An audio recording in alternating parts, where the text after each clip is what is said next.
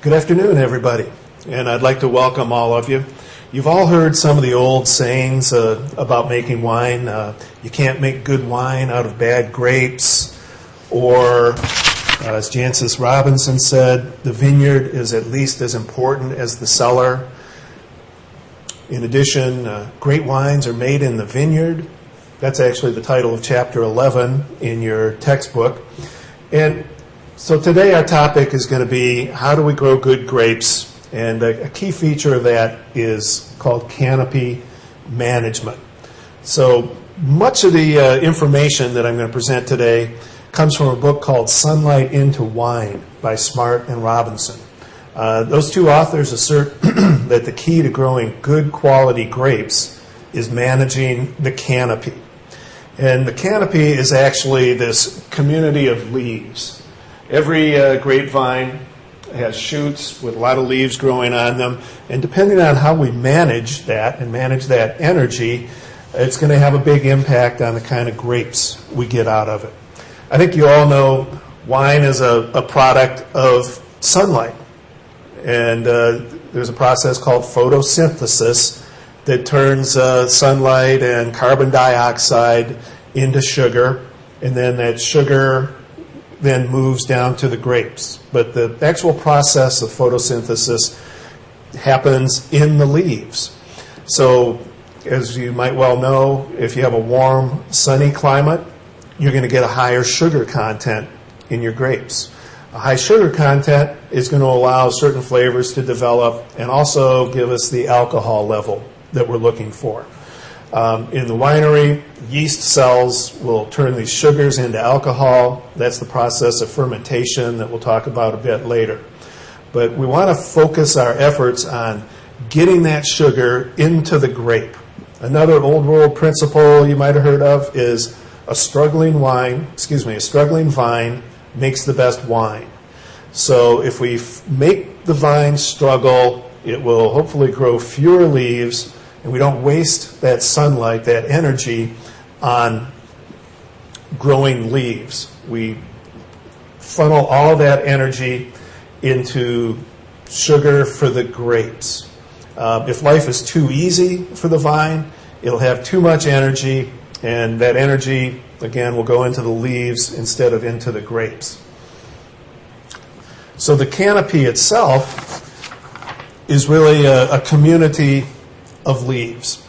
And we're going to try to manage that canopy so that we can get the right grapes. Oftentimes, another old world saying tells us that low-yield grapes give high wine quality. That's true in general, that the less tons per acre we produce, the better the quality. Certainly not true in all cases. But the key, in order to get the correct yield, is typically to have few leaves. So with fewer leaves, the vine canopy and the grape clusters are less shaded, and we can make more efficient use of all that energy coming from the sun. After we reduce the number of leaves, the remaining fruit and the remaining leaves are then exposed to the sun, and we get other benefits like better air circulation and less energy being put into growing leaves that won't be productive. So some of the benefits then of having fewer leaves in our canopy are we get better quality grapes and an appropriate yield. So we're going to manage all of this energy in order to get the quality and the yield that we want.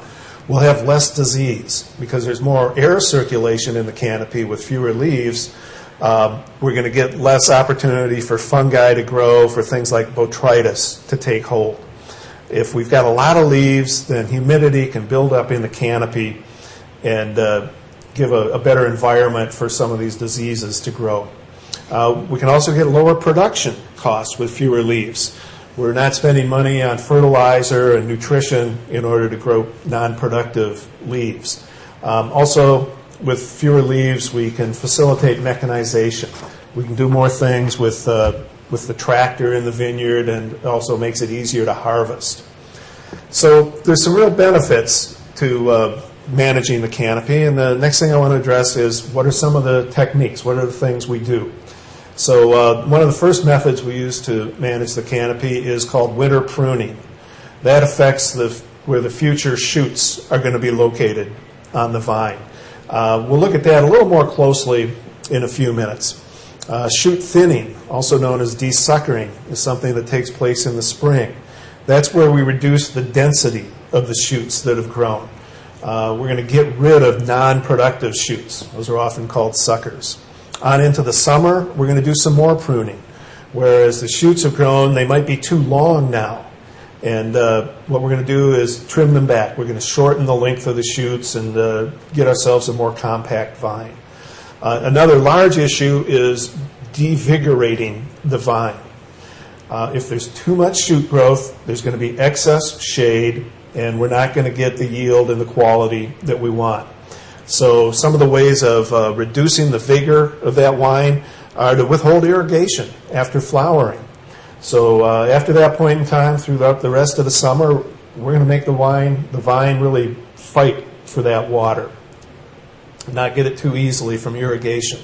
We can also grow cover crops. We can use grass cover crops to compete for the water and the various nutrients that are available in the soil. So again, the vine is really having to struggle in order to get what it needs.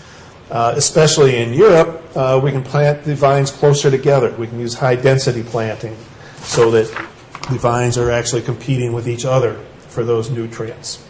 And the main thing, though, is going to be the trellis system.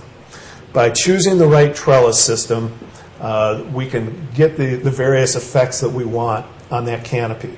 It'll help us position the shoots so that we've got them growing where they're going to get the proper exposure.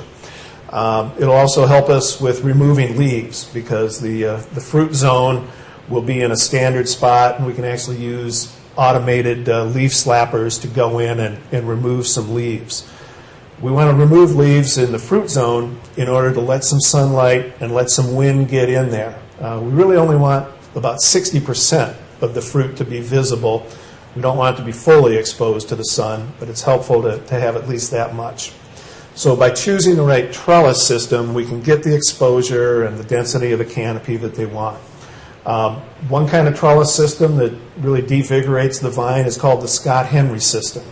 That's where the canopy is divided vertically into some shoots growing up and some shoots growing down.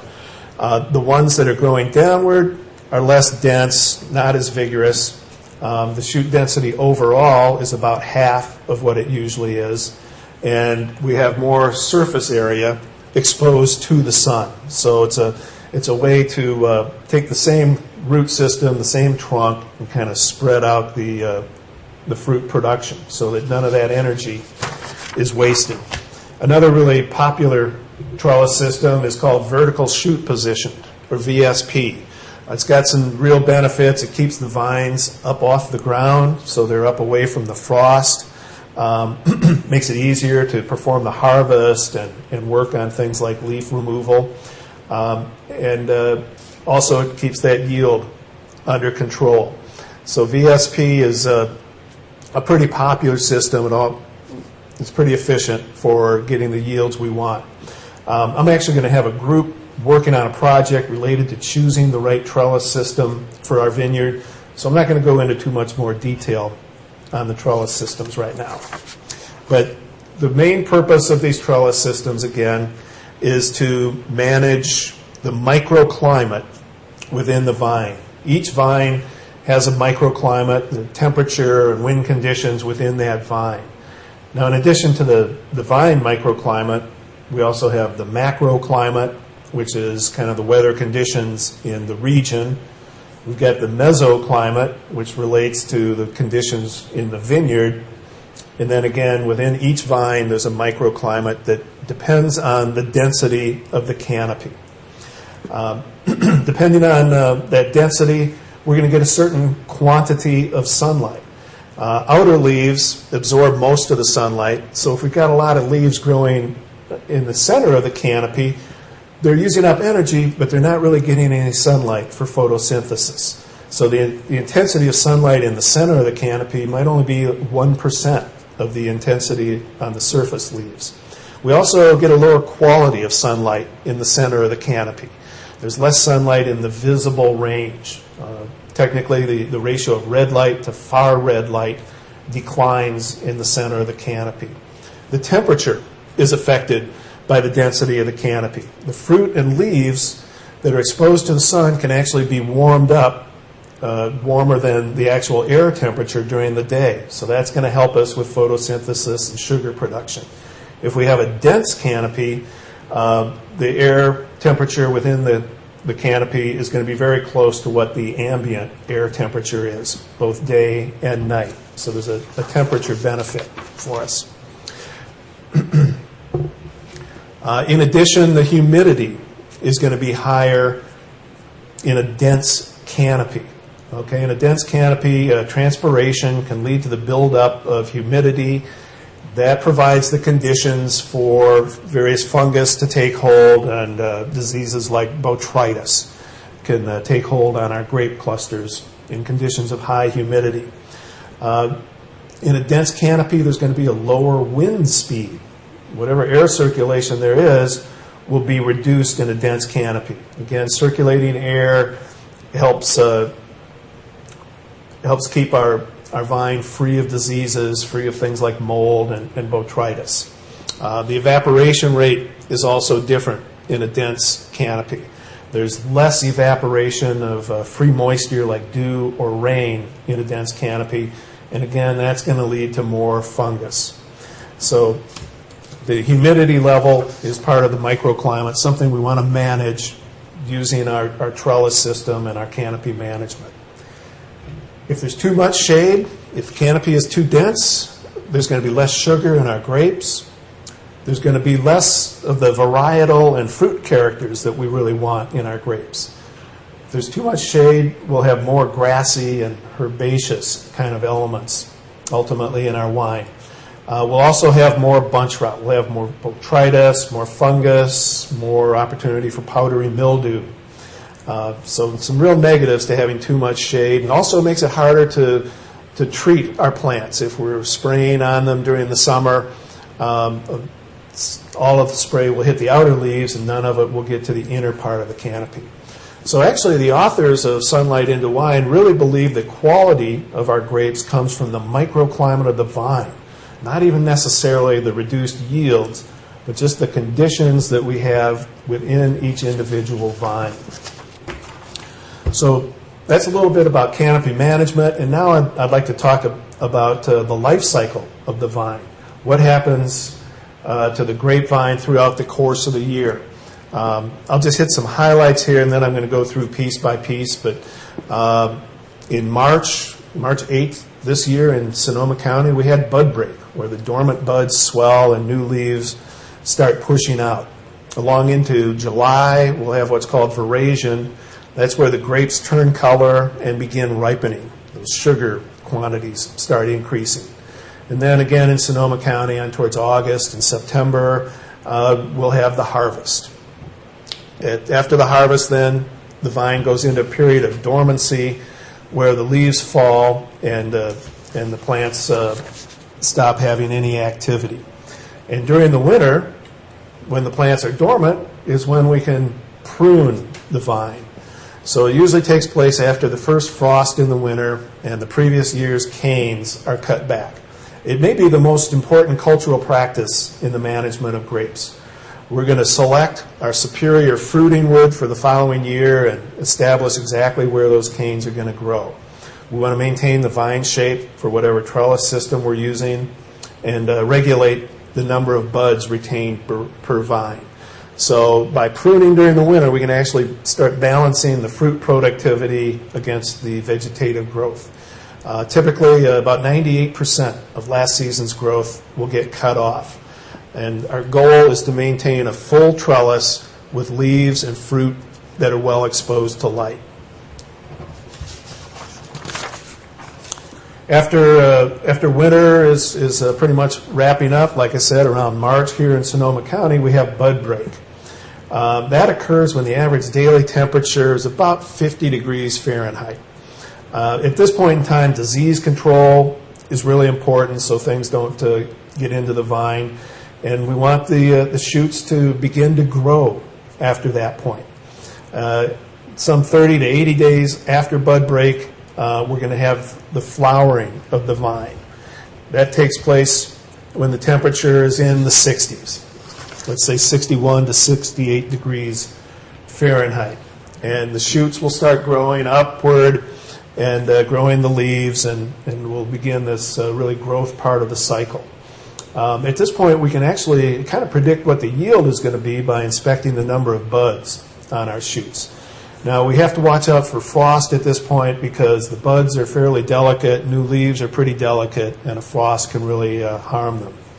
But we're able to take a look, see how many fruitful buds we've got and how many vegetative buds, and kind of see what the yield is going to be.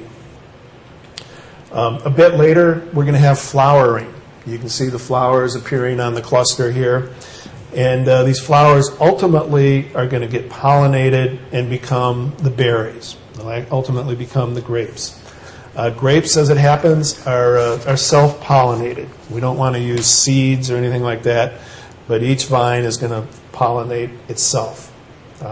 When this happens, we get what we call fruit set. In Sonoma County, again, it's off into late May, and the grape flower pollinates itself. So that's when fertilization occurs and the berries actually start to form. Now we have to be careful because if it rains at this point in time, we might not get a complete fruit set. What's called berry shatter can occur, where we'll get imperfect berries and pollination that doesn't take place, so they'll drop to the ground. We won't get a full cluster if it happens to rain at that point in time. So after fruit set, we get into berry development. The berries start increasing in size on through June. Before veraison, the berries are really small and hard, and they've got a high acid content. The energy is going into the cane growth at this point. Closer to veraison, we're going to do some leaf removal. We want to get rid of the leaves in the fruiting zone so that the sunlight can directly hit the grapes. We only want about 60% of the fruit to be visible. But that's when we can perform one of those canopy management techniques. At veraison, the grapes are going to turn color and begin ripening. The berries will soften. At veraison, which is usually around the 4th of July or so, it's 14 to 15 degrees Brix at that point. And we can start looking ahead to see when we're going to be ready to pick, maybe 6 or 8 weeks after veraison takes place. So a ripening process happens after veraison. Sugar and flavor development takes place. We're really just waiting. We got a fellow here watching his vine closely to see, how are they coming along? When can I pick them? Usually it's about 200 days from bud break to harvest. So the grapes are maturing. Now we have to try to pick them at the proper point in time. The old approach, and still a good approach, is to measure the Brix levels. That's when we see our winemakers out in the vineyard with the refractometers measuring the degree of Brix level, looking at how much sugar there is, what the acidity is, and the pH level. You can see also there's a bird net covering these clusters because the grapes are getting nice and sweet and we want to keep the birds away. Some additional things we can do beyond just the testing. A good winemaker can actually pap a few grapes into his mouth and taste for flavors. Try to project ahead what these grapes are going to taste like when they are turned into wine. But we still want to do some sampling and take the measurements we spoke of before. And once the decision is made, then we can perform the harvest. We can hand harvest, which is very selective and gentle. It's got some advantages, but it's also very expensive. Or if we've got the proper trellis system, we can machine harvest. That allows us to pick the grapes at night when it's nice and cool and get a good quantity picked without having to pay the heavy labor expenses. However, it is kind of capital expensive. And then once we've